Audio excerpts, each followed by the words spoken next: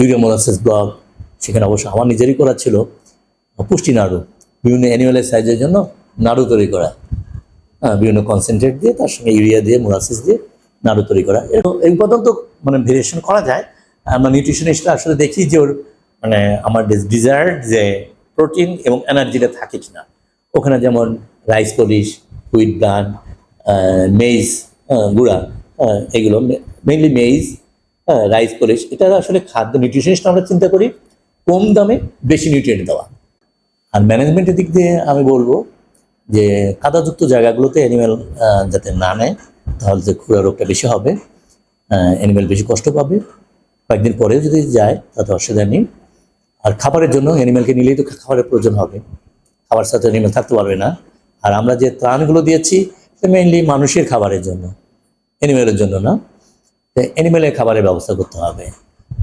সেজন্য অ্যানিমেলকে দিতে হলে প্রথম দিকে তো খড় কিছু দিতে হবে বা এই ধরনের ড্রাই খাবার কিছু দিতে হবে। আরও কিছু খাবার আছে, যেমন আমাদের ইউরিয়া মোলাসেস ব্লক, সেখানে অবশ্য আমার নিজেরই করা ছিল পুষ্টি নাড়ু, বিভিন্ন অ্যানিমেলের সাইজের জন্য নাড়ু তৈরি করা, বিভিন্ন কনসেন্ট্রেট দিয়ে তার সঙ্গে ইউরিয়া দিয়ে মোলাসেস দিয়ে নাড়ু তৈরি করা। এরকম ধরনের ইজিলি তাড়ানের মতো দেওয়া যেতে পারে, যেটা সহজ।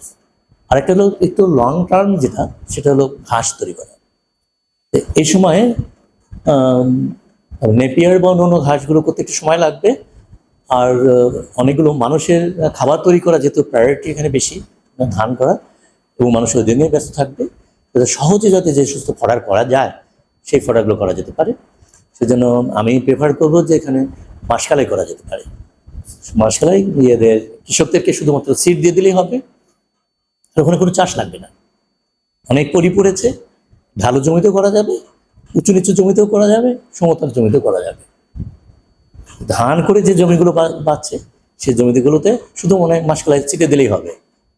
ধানের চাষ দেওয়ার আগে বা চাষ দেওয়ার পরে যে সময়টুকু পাবে কৃষক, ওই ক্লান্ত সময় খালি মাসকালাই ছিটিয়ে দিবে। কয়েকদিন পরেই তার ফডারটা হয়ে যাবে, ঘাস হয়ে যাবে, তার অ্যানিমেলকে সে খাওয়াতে পারবে। এবং যে ধরনের ঘাসগুলো হচ্ছে সেই ঘাসের সঙ্গে মাসকালাই যেহেতু লিগুমিনাস ফডার, প্রচুর প্রোটিন থাকে, তার 23-24% প্রোটিন থাকে। সেই সঙ্গে নন প্রোটিন যে ঘাস আছে আমাদের ন্যাচারাল ঘাস, তার সঙ্গে একসঙ্গে কেটে বা অ্যানিমেলকে সরাসরি নিয়ে খাওয়াতে পারবেন, বা ওটাকে নিয়ে আবার শুকায়ে করেও রাখতে পারবে। আর যদি অ্যানিমেলের অতগুলো অ্যানিমেল নেই, ঘাস বেশি হয়ে গেছে, এরকম যদি সিচুয়েশন হয়, তারা ভবিষ্যতের জন্য শুকিয়ে রাখবে, এটা একটা।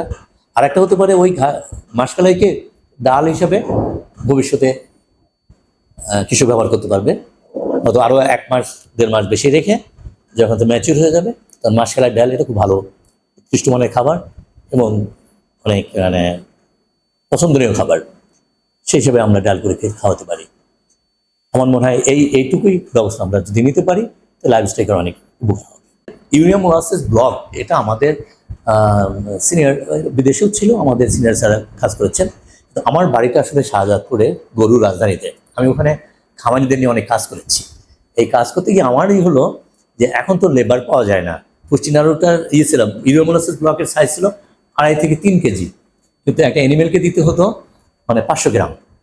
এখন ওই দাঁড়িয়ে থাকো, 500 গ্রাম খাওয়ার পরে সরাই ফেলো, আর না করে বেশি খেয়ে তার মানে পেট ফুলে যেত, পয়জনিং হতো, তো প্রবলেম হতো। এই জন্য আমার চিন্তা হলো যে না, তা না, আমি যে সাইজের অ্যানিমাল তার জন্য সেই সাইজ ততটুকু আমি দিব।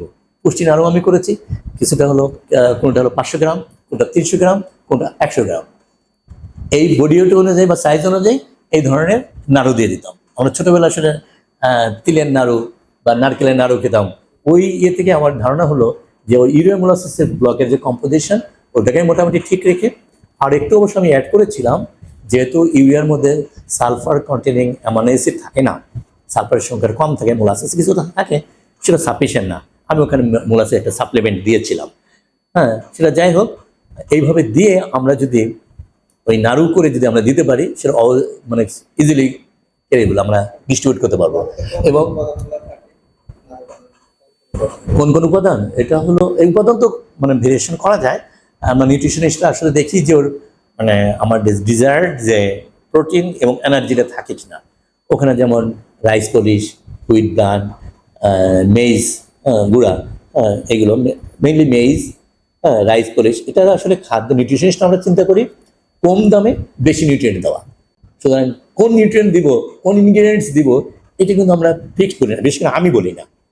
আমার কথা হলো যে যখন যে এলাকায় যে ইনগ্রিডিয়েন্টসগুলো সস্তা পাওয়া যাবে এবং তার নিউট্রিয়েন্ট বিল ভালো, তখন আমি দেবো। যখন পুষ্টির প্রথমে এই করে ইউরিয়া মোলাসিস বলা করে, সারা কিন্তু হুইট ব্র্যান্ড করেছিলেন, কিন্তু তখন মানে ভুট্টার কথা চিন্তা করেনি। কিন্তু এখন ভুট্টার দামের চেয়ে হুইট ব্র্যান্ড অনেক বেশি এক্সপেন্সিভ, তো সেটা আমরা হুইট ব্র্যান্ড দিব না। এখন আমরা ভুট্টা বেশি দিব, রাইস পলিশ সস্তা আছে, রাইস পলিশ দিব, হুইট ব্র্যান্ড দিব একটু কম দিব। ইনগ্রিডিয়েন্ট যত বেশি দেব তত মাইক্রোনিউট্রিয়েন্ট বেশি পাবে, এটাই। যার জন্য আমরা অন্য তোমার খেসারি মাসকালের ভুসি আমরা কিছুটা দিতে পারি যদি আমার অ্যাভেলেবল হয়, তবে ওটা বাইন্ডিংয়ের জন্য মোলাসেসটা দরকার হয়।